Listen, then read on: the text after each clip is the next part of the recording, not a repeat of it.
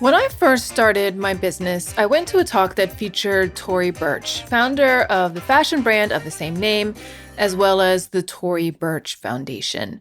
The event was honoring a group of women entrepreneurs who just graduated from a training program through the Tory Burch Foundation.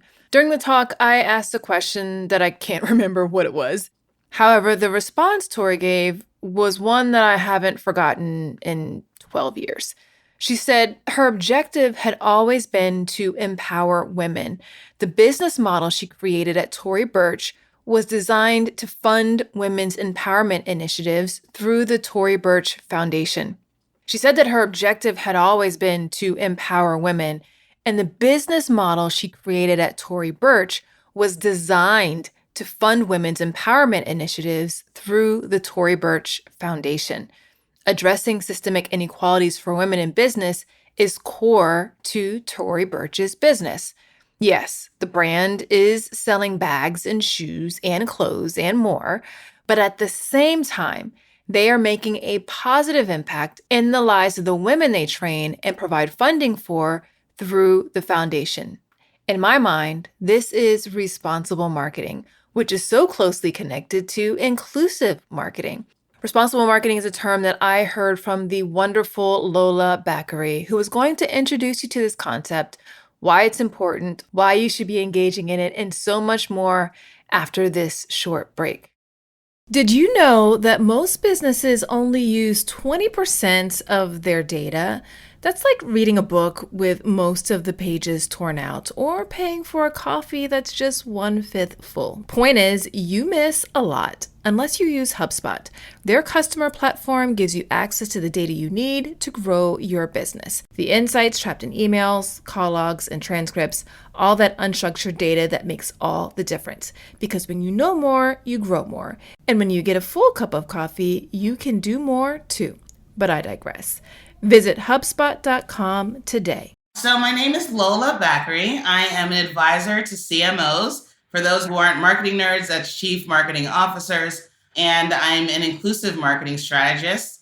I work on those two things through my company, BCO, which I went independent about 7, 8 years ago now, if you can believe it, after working in corporate marketing jobs for my career prior to then. And all in, it's been at this point, over 15 years and leaning towards 20.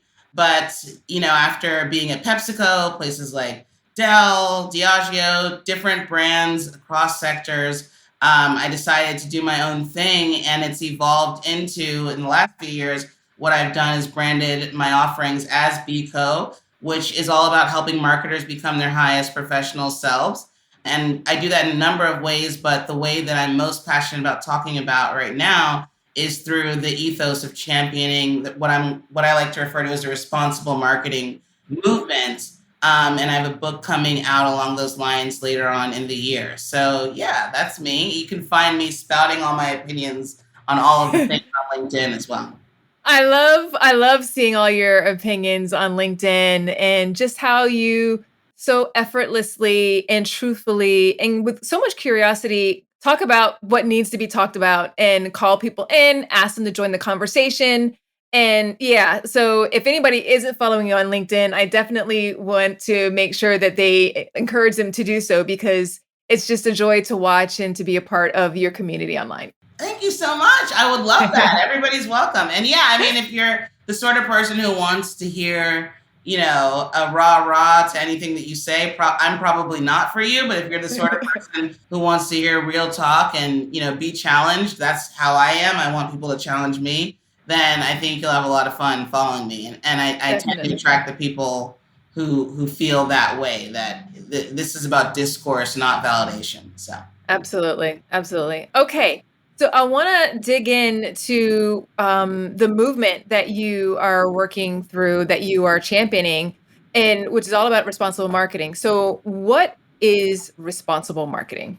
So in a nutshell, the way that I define it, and I kind of found this term, it's been used academically somewhat at a very small scale. But when I was trying to figure out the right way to talk about the thing I think should happen, which is kind of a combination of inclusive marketing, which we talk a lot about in terms of representation, and social impact marketing, which is more about how can the work actually create a better society for individuals who are marginalized, or a better society or environment, or call it just existence for us in terms of solving societal problems, climate change being one of them, right? So it's about marginalized groups and historically excluded groups, but it's also about things that need to be solved at the systemic societal level. That's where we hear the term social impact marketing. I just kept thinking and studying and researching and writing, and it came to me that there's this intersection of the two, where when we really combine what it means to make a social impact with what it means to be inclusive, how do you describe that? Well, it's really just about being responsible, Yeah. because that responsibility is to society at large, but also it's to the bottom line and the top line. Right. But it's to our business results, because when you are considering all of the context as a marketer, you have better results all around. So responsible marketing in a nutshell, that's the kind of the setup, but the concrete textbook definition that will be in my book and that you'll see me sharing on LinkedIn is that it's about meaningfully and measurably creating a social impact that addresses systemic inequities while also simultaneously creating outsized business results. Got it. So I'll say that one more time just so everybody can process it, because it's a mouthful. I even have, even for me, who's been saying it for almost 18 months, 2 years now, it's still, it's a lot of concept, but think about it in terms of addressing systemic inequities.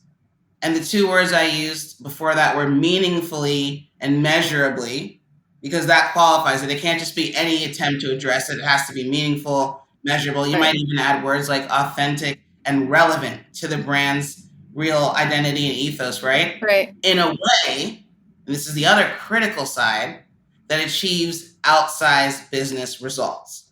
So some of the pushback that I think we're seeing from folks who aren't like you and me, as maybe culturally or just individually invested in making the world a better place for people who've been historically excluded, some of the pushback we hear is that, oh, well, this is a distraction from the important things that a business needs to do, from the bottom line, from, especially in an economy where we might be on the crux of a recession. This is not something that we need to focus on because it's not about the economic returns. Well, absolutely false. We choose to do this work in a way where we are doing the things that, yes, create meaningful and measurable social impact, that addresses systemic inequities, and then, the parentheses, or cultural or environmental causes. Right.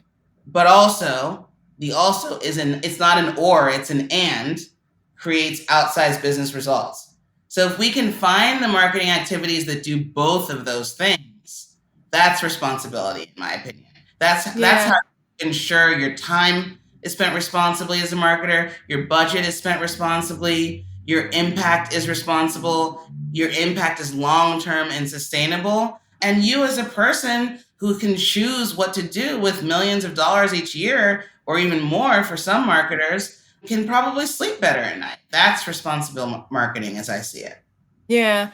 I love it, and I'm total agreement with it. I was talking recently about how a lot of people, as we're thinking about inclusive marketing, where they fall short is they think that it's just about the marketing.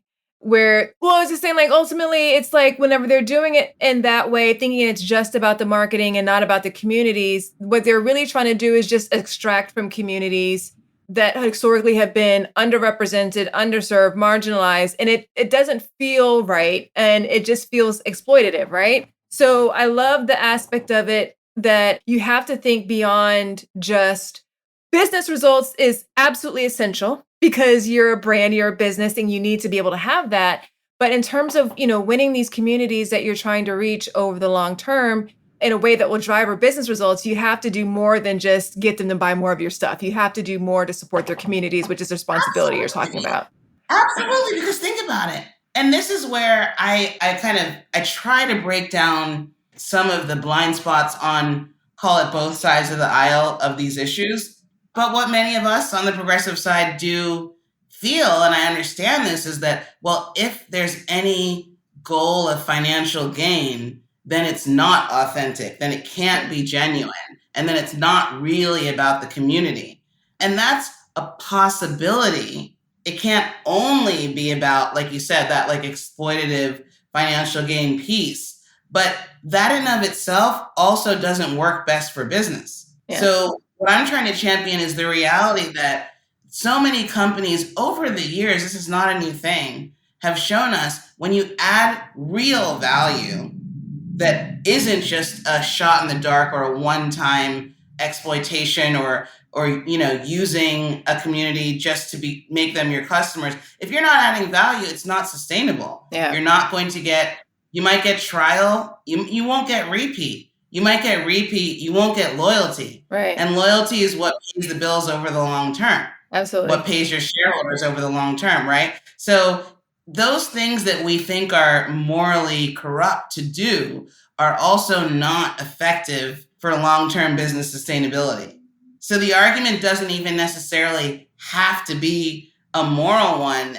If people were allowing themselves to see beyond their maybe unconscious bias, as we like to call it, or let's call it the reality, unconscious hatred, right? Yeah. They would understand that it's just logical to actually serve your audiences. And we know that. And we do that in so many other ways. But when it comes to areas where we're talking about championing marginalized groups, by the way, whose marginalization actually aids the faulty system of capitalism that we're in, where certain people have a leg up that isn't about what's being controlled by the invisible hand. Like, we don't live in a free market. We live in a market where, the ruling class has a lot of influence on what happens. That's not a free market. Yeah. So I'm trying to move us toward more of a free market where logical decisions about supply and demand and cause and effect and service and value and impact, and demand are actually happening. Yeah. Do you have any examples of what responsible marketing might look like in practice? Absolutely. Tons. So when I give my responsible marketing workshop, and of course in the chapters of the book that I'll dive into a little bit in framing this up, there are so many examples that are really driving effectiveness for the brands who understand it at this moment in time. And before I mention those specifics, I'll set it up with the 4 things I've kind of summarized, and I'm sure there are more, but if you look at the ways responsible marketing comes to life, you want to break it down simply, I think it's these 4 things. So you're either solving real problems for that historically excluded community or that cultural cause or environmental cause. What you're doing solves a real problem. What you're doing creates real opportunity for or about, those 2 or 3 groups I mentioned as well. What you're doing advances or, champions real policies that affect these groups. And then the last one is what you're doing actually tells the real stories that help sort of reframe and address stereotypes and create more of a sense of authentic belonging in the world for historically marginalized groups, or, like, if you want to talk about sustainability, telling real stories that actually help people understand the role they need to play in creating a world where we can breathe air in the next 100 years or so. So if you're doing one of those 4 things, you're on the pathway to responsible marketing. And a couple examples I love to nod to that tend to, create aha moments in the rooms that I'm speaking with. The first one is MasterCard True Name that I'll mention. So I'm sure a lot of people listening are familiar, and you are too, Sonia, but I'll recap it for everybody else. MasterCard True Name, what they did is they actually made it less not even less prohibitive. They lowered the barrier to entry, or you could even say eliminated the barrier to entry of what it takes to change your credit card to reflect your actual name as somebody who's going through or has gone through a transition. Okay. So that you're not waiting years or months or dealing with all this red tape to where you get to the point of sale and you're presenting as the gender that you authentically are, but your name might still reflect where you were prior to your transition. Not only does that create a lack of sense of validation of one's humanity as they are, but that can create violence at the point of sale. Yeah. That can actually make people unsafe. Yeah. And so that's a real problem that MasterCard solved with their product. And then they took that as their talking point at the top of the funnel and made a lot of really compelling and real creative that actually also served the purpose of telling a real story that people aren't aware of, that advocates for the transgender community in a way that's really concrete and substantive. It's the exact opposite of all the Bud Light shenanigans that we're seeing. I think the new way I want to start referring to that to is, what was the word I used? Spineless gate, right? So like, you don't get into that kind of nonsense when you're actually solving a real problem. Absolutely. And that's what MasterCard did. Another one that might resonate, that does resonate with us as Black women, right? More even just like at the heart and specifically, I would mention the 15% pledge, which I'm sure you're aware of. And that's a commitment that brands and retailers are making to make 15% of their shelf space in a particular category, reflective of Black-owned businesses. So it's happening a lot in the hair and beauty space. Sephora's Black-owned beauty for everyone campaign is program initiative is a really good example of that. And you see, when we look at create real opportunity, oh, wow, not only are we saying something that's going to attract maybe a new segment, but we're actually making a bigger point that Black-owned beauty brands, of which now we've committed to having 15% on our shelf, are not just for Black women, they're for everyone. And that is actually building the businesses of those brands, adding real value, meaningful and measurable social impact. So like that's another amazing example, again, that works at the top of the funnel. Ulta Beauty is also doing it, and the Ulta CEO has written extensively. I've seen a number of quotes and even a LinkedIn post from him about how that's been the key driver of their business in recent years. So again, the furthest thing from a distraction or sort of a woke agenda, as people like to think of it. And then the last one that'll resonate with a lot of folks as well is the Crown Act. That's another example I'll give, and that's a great one. What Dove is doing with the Crown Act, and also what LinkedIn is doing with the Crown Act. That's a great example of what you can do to, really champion and support and advocate for real policies that change what life is like for people from historically excluded backgrounds. So those are just a few examples, of which there are many, that show that this isn't just an idea. This isn't just theoretical. This is actually happening. And the brand leaders that understand it and are taking advantage of it are winning, not only for their own careers, but for their shareholders and for society at large. Yeah, I love those examples, and they're very practical. And I think they just give some ideas, of course, for ways in which people can be responsible, which is taking care of the people that they've chosen to serve, right, while at the same time growing their business. So love it. Love it. What it's all about. It is. It is. And it doesn't have to have, I think it's a lot of people, you refer to it, like it doesn't have to feel like it's a political agenda at all. It's really just taking care of people. Okay, after this short break, we're going to lean into Lola's principle of societal debts that made me lean all the way in when I learned about it. You're going to want to stick around for this. Okay, I've got another podcast recommendation for you. It's Augmenters, hosted by Julie Meyer and Jimmy Edgerton, and it's brought to you by the HubSpot Podcast Network, the audio destination for business professionals. So on this show, Julie and Jimmy dive into mentoring and explore ways to augment and refresh the mentoring environment. They're using 8 core principles that weave relevant spirit guides and diverse guests, and Julie and Jimmy use a lot of humor and practical tips to help mentors and mentees get further, faster together. There's so many great episodes to tune into for this show, but one that you might find especially interesting is their latest episode, number 120, Mentoring Across Gender, Men as Allies and Mentors. Listen to Augmenters wherever you get your podcasts. So in your framework, as I was kind of digging through, and I'm so excited to read your book whenever it comes out, but I think you did a primer on LinkedIn, and you talked about the importance of brands addressing their societal debts. And I just leaned in. I was like, wow, what a phrase. I'm impressed. I've never heard anyone else reflect back that term to me thus far. So thank you for that. Oh, my pleasure. I was so intrigued, and so I've been really excited to chat with you about it. What does a societal debt mean, and why is it important for brands to address it? Sure. And I'm so glad, like, this is, I know we're in sync because the one example I was going to mention, but I didn't, is the best one to help people really quickly understand this concept. So when I talk about societal debts, and the way I talk about them is sort of looking back at your brand's real history. In so many brand growth exercises, that's what we're doing, whether it's, creating messaging or articulating brand identity. One of the things we always do is we look back. And in this case, we're looking back through the lens of, well, how have we, as either an industry or a brand, directly contributed to societal harm? And that doesn't mean that we intended to contribute to societal harm, but it means that there was an impact of societal harm from something that we were involved in.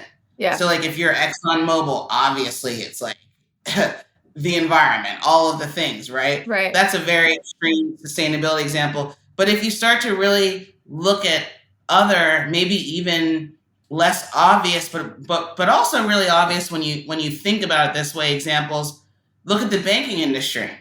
Well, what's the societal debt? The banking industry across brands has always made it very difficult for Black people to have equitable access to banking products that can create, a legacy of generational wealth. Whether it's mortgage rates are higher, whether it's access to loans for starting a business, personal loans or whatever it is, are less accessible. And if they are accessible, again, the interest rates are way higher. All of the things Right. you can think about that we struggle with in the Black community, as far as the banking industry giving us the same support and resources as everyone else. That's that. That is a societal debt. Yeah. And so, as a brand leader, being aware of that, well, what can I do to right that wrong? How can that be the thing that I focus on when I'm looking for my impact insight, as we'll talk about in the book? And Yeah. if you can find that authentic societal debt to address, it makes it almost impossible that what you do will be performative, because yes, maybe you might not have your internal team all squared away as far as representing the population and your diversity numbers, and maybe you still have a lot of people who feel like the brand or the company itself has a lot of work to do, to get to a place where DEI, as we talk about it on the HR side of things, is fully realized. But even while all of that is being worked on, which is super important, can you, with your very separate marketing dollars that are already going to be spent, do something to address that systemic inequity? And you can. And Citi did it with their Action for Racial Equity initiative that is equal parts campaign, is equal parts, corporate social responsibility activities, but they're talking about it at the top of the funnel. They're not just doing it in the background. And that's a hugely impactful example of what I think other marketers can take advantage of, just by looking back and seeing, where have we been involved and what can we do about that? Yeah. And I think sometimes, like there are either easy examples of brands that have some societal debts in terms of, let's say, brands that have who have like unhealthy food that have sort of preyed on minority communities and have contributed to obesity and other sort of health challenges. But, I can hear some brands saying, "Oh, like I haven't contributed in such a heavy way." But I think a lot of times societal debts can be a lot of times it can be about just perpetuating narratives that are harmful. Um, Absolutely. and I think that even it can be in some of the visual imagery that's put forth. What is a narrative that we're telling about Black women, about love, about, the Asian community, whatever community, like you can pick and choose, like what is a narrative that's being placed that we are upholding with the visual imagery that we're putting forth.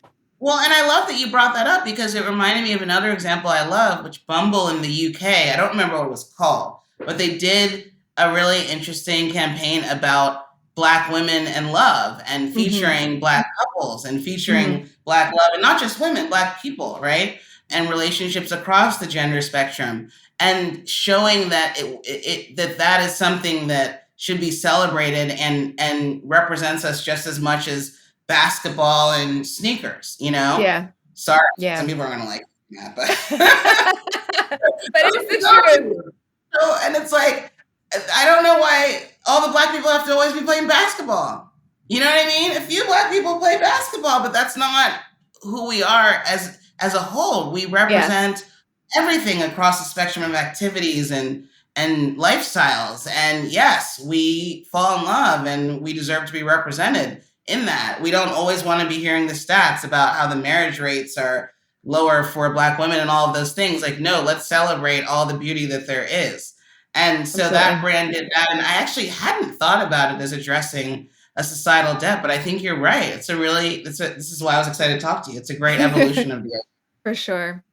Okay, so if a brand wants to get started, what I can imagine there's going to be people listening to this who are going to be nodding their head. Yes, responsible marketing, all in. But they might not be in the leadership position within their Mm. company to be able to move every full steam ahead with this. Do you have any advice for people on how they can sort of enroll their leadership to like take this stance and take this as a path forward?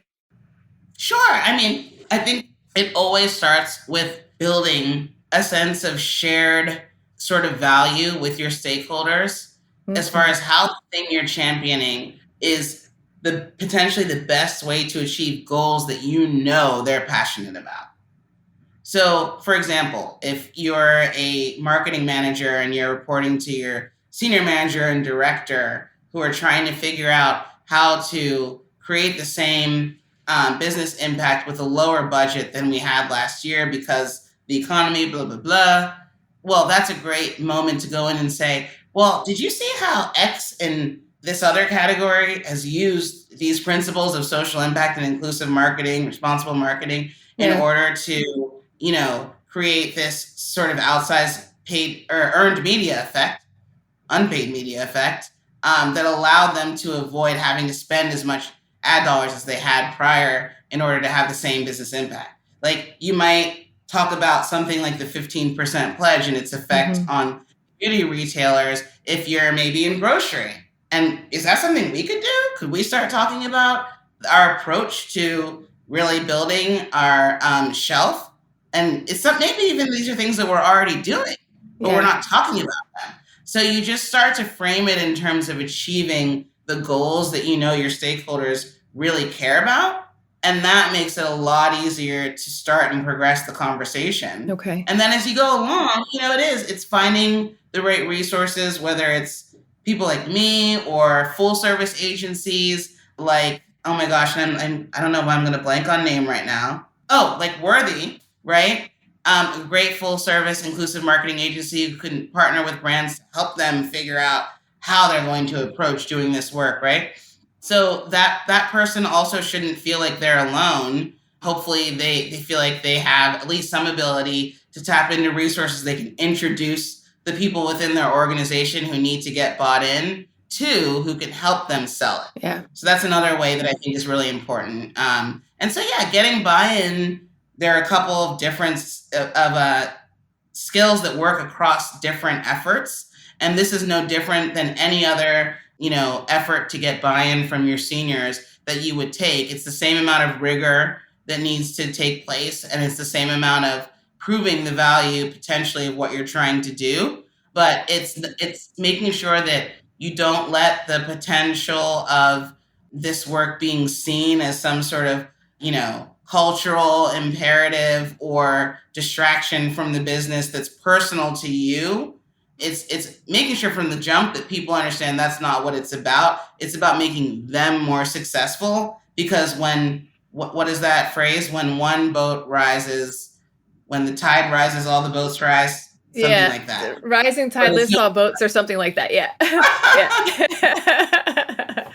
Love it. Love it. Okay. As we wrap it up, I want to just kind of switch gears quickly and find out, do you have an example of a time where a brand made you or demonstrated that you belonged with them? Oh my gosh, yeah, and it's funny. I wrote about this in one of my first editorials for Adweek, the Voices section, ended 2021. And I think the piece was called The Top Inclusive Marketing Moments of 2021 or something like that. But I start out by telling the story of Dove's Real Beauty campaign. Mm-hmm. And I remember in my early 20s, so I won't say almost 20 years ago, but that would be a factual if I were to say it. I remember seeing the first Real Beauty campaign where they had women of different sizes actually on television showing the fullness of their bodies. And it wasn't a weight loss commercial. Yeah. And it wasn't like some sort of a making fun of them. And it was about celebrating them. I've never seen anything like that in my life. That instantly made me feel a greater sense of belonging in the world. That had a powerful effect on the extent of my presence and self-confidence. Yeah. I mean, there's something really powerful about seeing yourself reflected positively in media when you never have before. Yeah. Talk about responsible marketing is that the impact that brands have on the way that people feel about themselves. It might not always be a direct thing, but it's definitely there. Yeah, I mean, and if you go into my, bathroom pantry, if that's a thing, I kind of have one of those for anyone else. You're going to see Dove all over the place because they wanted to be part of that moment. Yeah. And when it comes to especially commoditized categories, that's all you have. Yeah. Is the opportunity to win people's hearts and minds. Absolutely. And they nailed it with that. Absolutely. I still remember that campaign. Yeah. Where can people find you? Because I just know that people were going to want to they were going to want more Lola, right? So where can they find you if they want to learn more about you? When can they get your book and access your book? All that good stuff. Timing on the book is TBD, so I will be first to share that. I'm giving it the time it's taking to develop into what it needs to be, but it will be 2023. So if you want to make sure that you hear that first, follow me on LinkedIn. That's where I'm spending pretty much all of my time on social media. That's where I'm sharing my opinions on the news of the day. That's where I'm sharing the latest on where I'm speaking, all of the things. And I try to make it a fun environment for my audience. So that's 100% where I'd recommend people follow me. And I mean, this is going to sound really terrible, but the other way that makes it really easy to look at what I've written and where I've been quoted is to just put Lola Bakare into Google News, and then you can easily see, all the more longer form shares that I've contributed to places like Harvard Business Review and Ad Age, Adweek, et cetera, et cetera. So yeah, that's what I would recommend. And I'm always somebody who's open to getting a DM and answering a quick question or saying hello. I obviously can't meet with everybody who DMs me. So I'm not promising that, people. But I love saying hello. So feel free to jump in my LinkedIn DMs as well. Sounds good. Well, I'll definitely drop a link to your LinkedIn in the show notes so people can access it easily so they can follow along and be on alert when the book comes out. Well, that's what I'm telling you. That people need to know. That's how powerful LinkedIn can be. I think I started following. Yeah, that's something. Okay, because I'm like, who else is doing this? I might have actually typed in inclusive marketing into LinkedIn one day, and then months later, my publicist said, I'm going to connect you with Sonia Thompson. I'm like, I already know. You're connected. Yes, LinkedIn brings us together. So I think it's great. Yeah, and I'm really inspired by the work you're doing and the way that you're championing this movement. And, it's just an honor to be on the show. So thank you so much for having me. Thank you so much. It's a pleasure. Any parting words of wisdom for marketers and business leaders who want to engage in responsible marketing? Yes. Understand that this is an expression of your power. So they say with great power comes great responsibility. This is an honor that you are in a position in your life where you can actually make choices with the money that you're going to spend to return money to your business that can have an impact like the one that Dove's Real Beauty campaign had on me while making money for the business. Yeah. Do two things at once. And it's an honor. It is not a burden. And because of that, it is a responsibility. I would call it a moral responsibility. But if that makes you feel queasy, just think of it as an opportunity to do more for the world than just for the people who pay you without losing anything, without sacrificing anything. And in many cases, actually achieving that first bit with more impact. Sure. So why wouldn't you? This is something that just makes sense for us all to embrace. So that's what I leave people with. Think of this as an opportunity and not a burden, and get excited about finding the right way to make it feel real for your business. Love it. Thanks so much, Lola. This has been such a delight, and I'm excited to just keep following along and getting to know you better and reading your book. Thank you so much. Thank you, thank you, thank you. That's it for today's episode. I'm super curious to know your thoughts on how to incorporate responsible marketing in your business. Let's chat about it in social or in the DMs. If you like this show, I'd also love it if you share it with a friend, colleague, and others in your network. It would also be fantastic if you left a rating and review for it in your podcast player of choice. Also, if you haven't already, get signed up to receive the Inclusion and Marketing newsletter. Each week, I send stories, news, tips, and other insights to help you grow by showing more people they belong with you. Go to inclusionandmarketing.com/newsletter to get signed up. I'll also drop a link to it in the show notes so you can access it easily. Until next time, remember, everyone deserves to have a place where they belong. Let's use our individual and collective power to ensure more people feel like they do. Thanks so much for listening. Talk to you soon.